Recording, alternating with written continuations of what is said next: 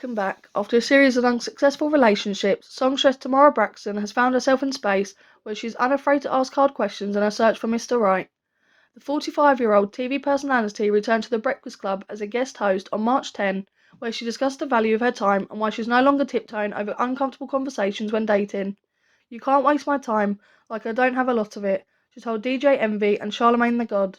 She continued, "So like we're just going to be sitting up here playing in each other's faces like that, especially if you're like attracted to somebody." As Braxton further explained her mindset, she noted that it's time for people to normalise having these uncomfortable conversations early on. One uncomfortable conversation the Love and War vocalist makes sure to have centres on one person's body count, how many sexual partners they've had throughout the course of their life. However, Braxton's experience with asking this question led her to answer she was taken aback by. "I dated this guy who told me his body was 1,000. She said, "I thought that was ridiculous. In his lifetime, uninterested."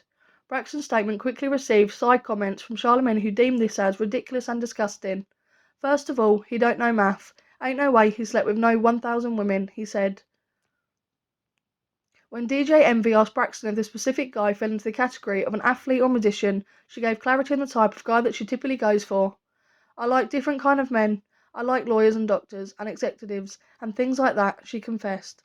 The conversation shifted gears after Braxton asked her colleagues about the normal body count for men who are in their 40s. Charlemagne, 44, was the first to respond, back noting that a friend of his had intercourse with 50 women.